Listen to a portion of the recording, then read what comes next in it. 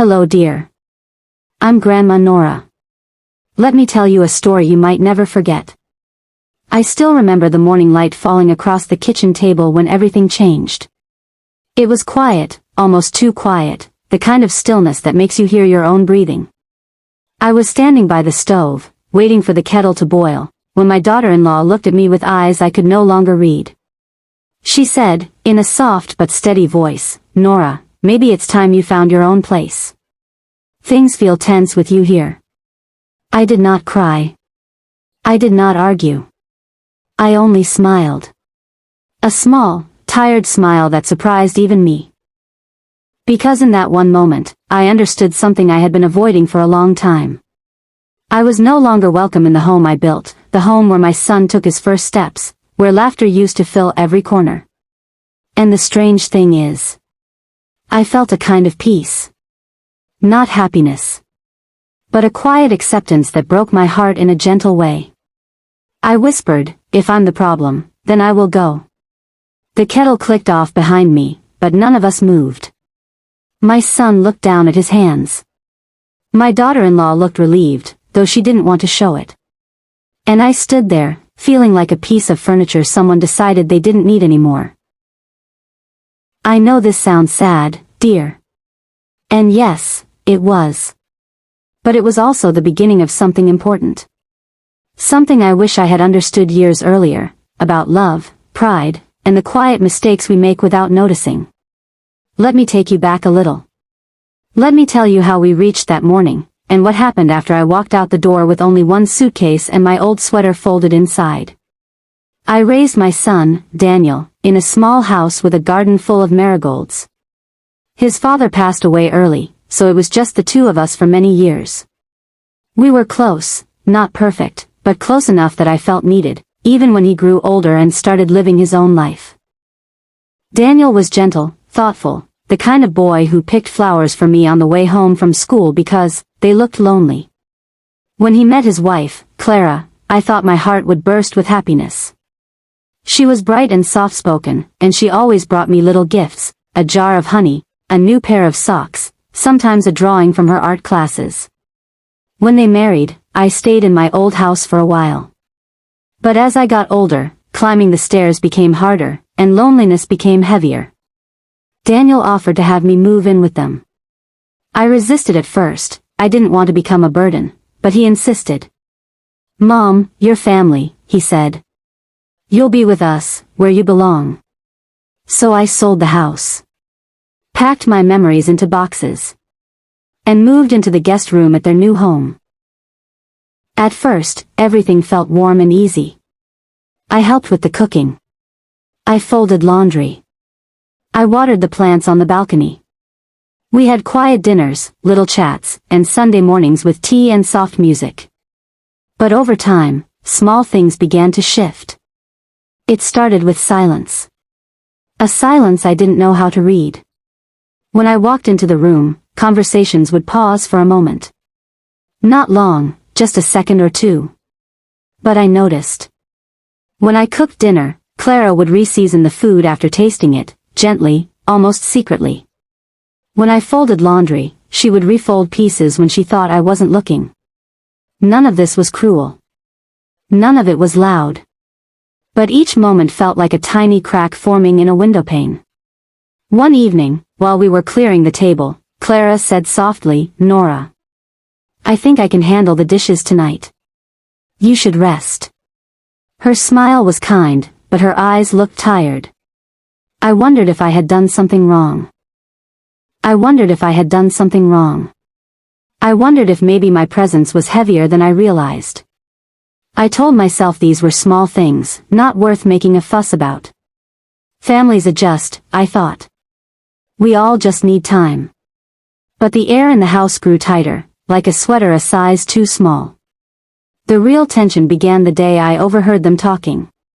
I wasn't trying to listen. I was in the hallway, folding a blanket, when I heard Daniel sigh. "She means well," he said quietly. "She always has."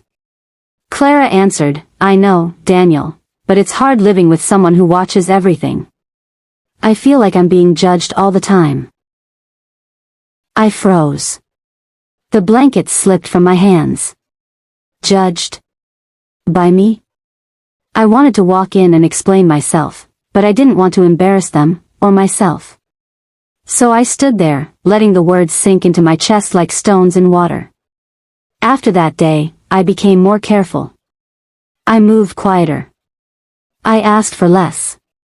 I tried to make myself smaller in a house where I once felt welcome. But sometimes, trying too hard only makes things worse. One evening, I offered to help cook dinner. Clara hesitated, then said, "Maybe I'll do it tonight." She didn't look at me when she said it that I stepped back. But I think my face must have shown a little hurt because Daniel quickly added, "Mom, you've done enough today. Rest, okay? Rest." That word again. Rest can be another way of saying, "Please step aside." Weeks passed, and I felt more like a guest than family.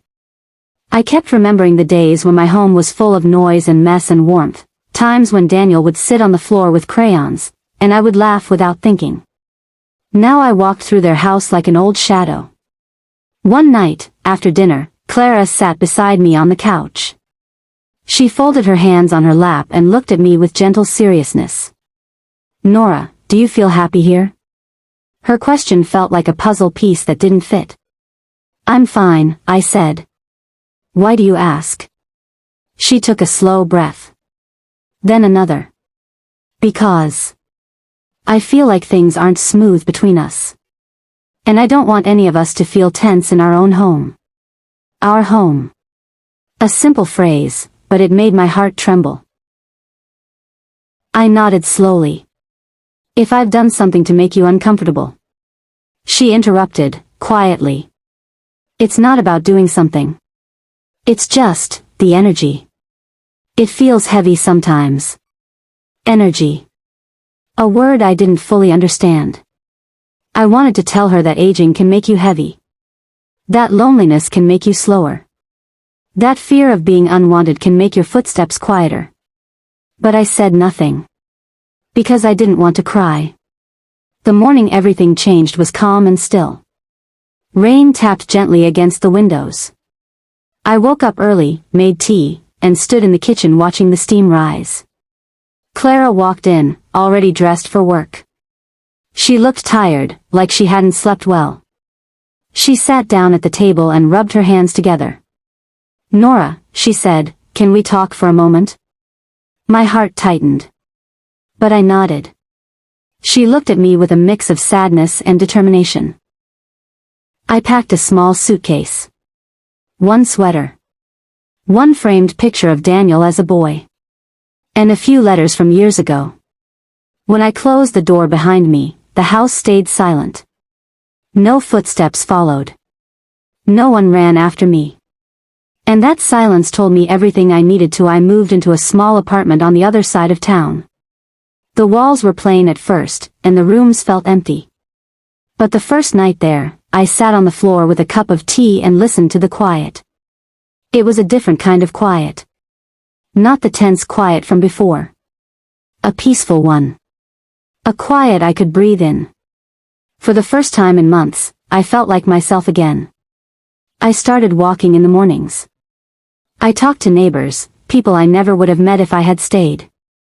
I joined a small knitting group at the community center. We sat in a circle, weaving yarn and stories together. No. I realized something important during those days. I had been holding on too tightly to the past. To the idea that my place must always be beside my son. But children grow. Homes change. And sometimes, we must build a new place for ourselves, even when it hurts. After a few weeks, Daniel visited me. He brought flowers, marigolds, the kind he used to pick when he was little. "Mom," he said, "I'm sorry." I shook my head. "Don't be. You have your life. I have mine." He looked relieved and sad at the same time. We talked for a long while. Not about blame. Not about mistakes. Just about life, and how hard it is to love people in the right way. And slowly, the distance between us softened. Clara sent me a letter later. A simple one. I hope you're well. I'm sorry things felt difficult. I truly wish you peace. I believed her. I still do. None of this happened because someone was evil. It happened because we are human, and humans sometimes hurt each other without meaning to. Sometimes I sit by my window now, watching the sun settle over the rooftops, and I think about my old home. I don't miss the tension. But I do miss the early days, the laughter, the warmth, the soft hope we all shared. Life changes, dear. People change too. But that doesn't mean love disappears.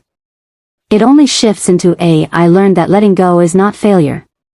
It is grace. It is choosing peace over pride. Different shape. If you ever find yourself in a situation like mine, feeling like you're in a place where your presence only adds weight, do not fear stepping away. Sometimes your absence is what helps others grow. Sometimes it's what helps you grow too. My home now is small, yes. But it is full of calm mornings and gentle evenings. It is full of quiet strength. And my heart finally feels light again. If this story touched your heart, share it, and stay kind, my dear.